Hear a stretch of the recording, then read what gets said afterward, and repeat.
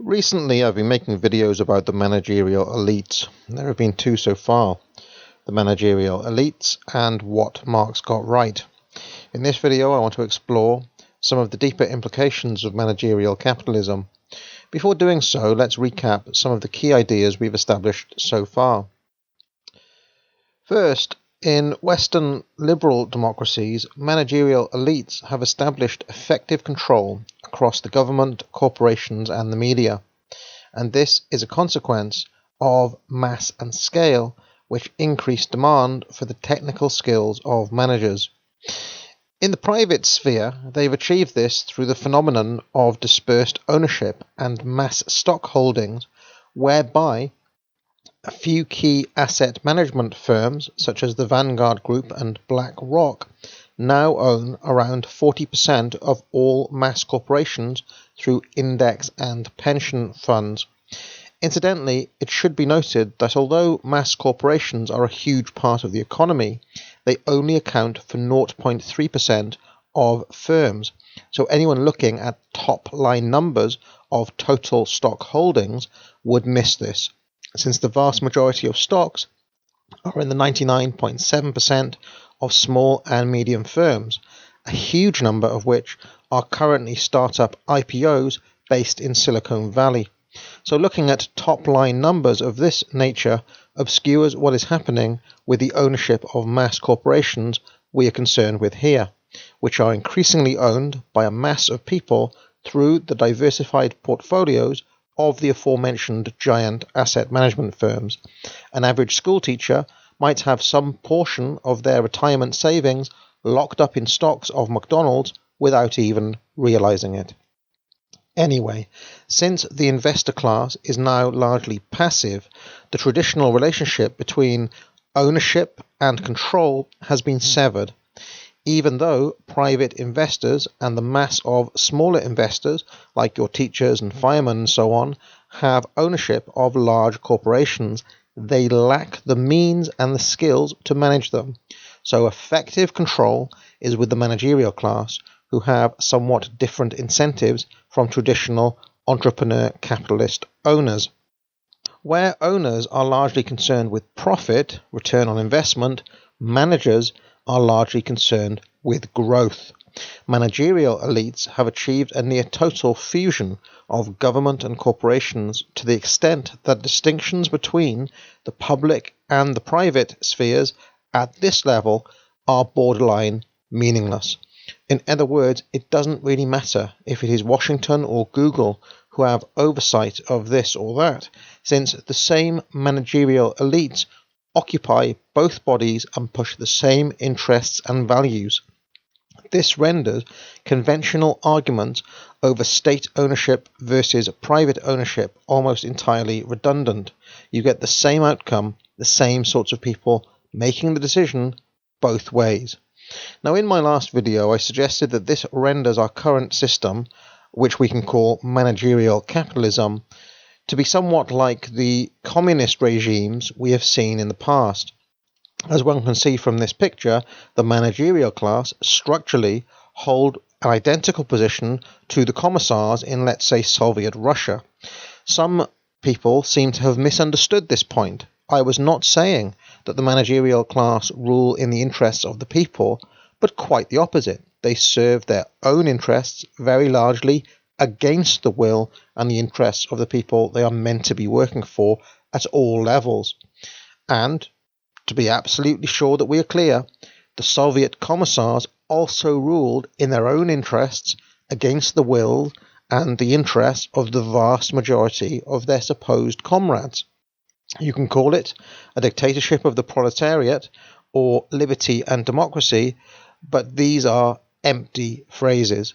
And, just so no one gets confused, I am not for this. I do not support managerial elites or mass corporations. Obviously, I am strongly opposed to this development. I want to expose how it works so we know what we're up against. So with all of this established, let's take a look at another concept that arises from this phenomenon of dispersed ownership, the severing of ownership and control, and the centralization of power in managers. That concept is called dematerialization. It was first outlined by Joseph Schumpeter in 1942. Schumpeter is one of the all-time great economists, and he was Austrian. In fact, he trained in the same class as Ludwig von Mises. But he was not, strictly speaking, quote-unquote, an Austrian economist, which is to say, he is not part of the main line of the Austrian School of Economics, but tends to have his own unique take on things.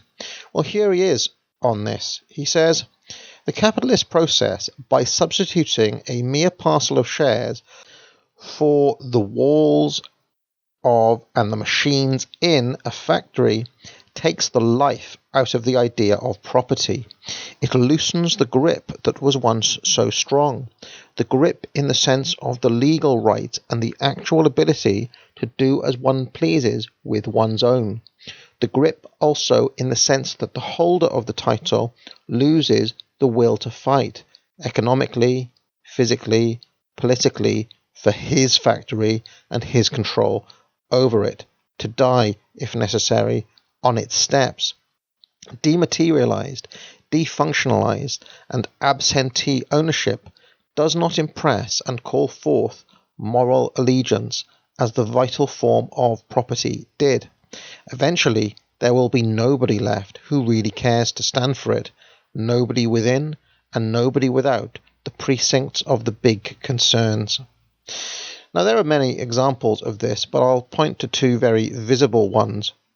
One is the gap between the Walt Disney Company under actual Walt Disney, the real man and visionary, who was a staunch conservative and a good old-fashioned Southern boy with good old-fashioned values, and the company today, which is an amorphous blob run by politically correct managerial elites, none of whom would shed even a single tear if Disney went under. They just get a job at another mass corporation.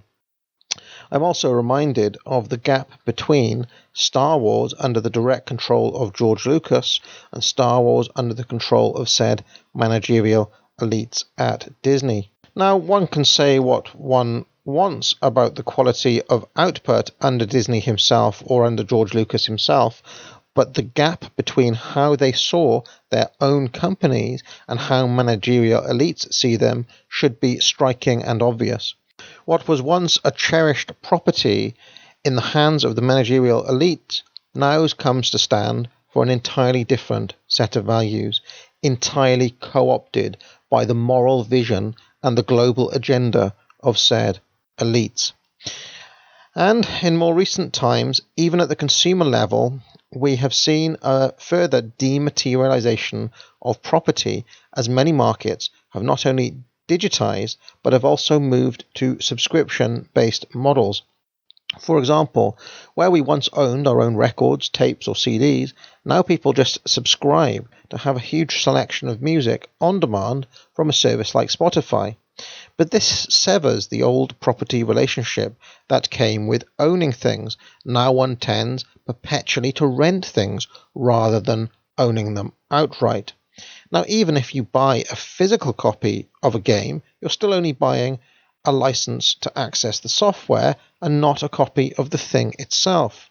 And of course, in the back end, managerial elites can pick and choose what is and is not on the platform. Anything that violates the vision of the managerial elites is quietly taken off, while anything that furthers the agenda of the elites is pushed. Netflix or BBC, pick your poison.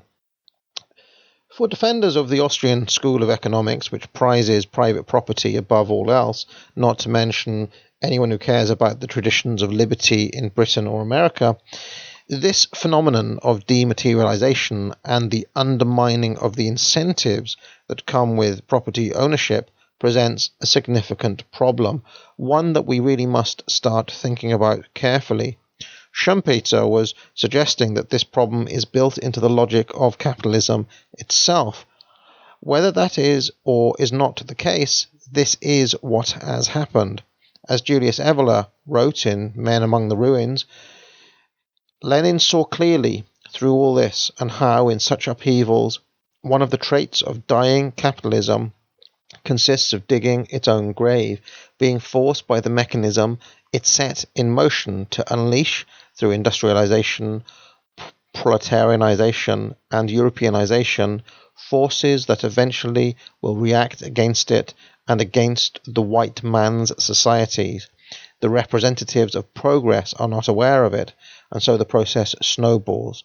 In the socialist system, the claim to be the rightful heirs of a capitalism doomed to perish because of this inner contradiction, the enslavement of the single individual, is reaffirmed, then alleviated. It is sanctioned no longer simply de facto, but de jure as well. In socialist regimes, this enslavement obeys a collective imperative.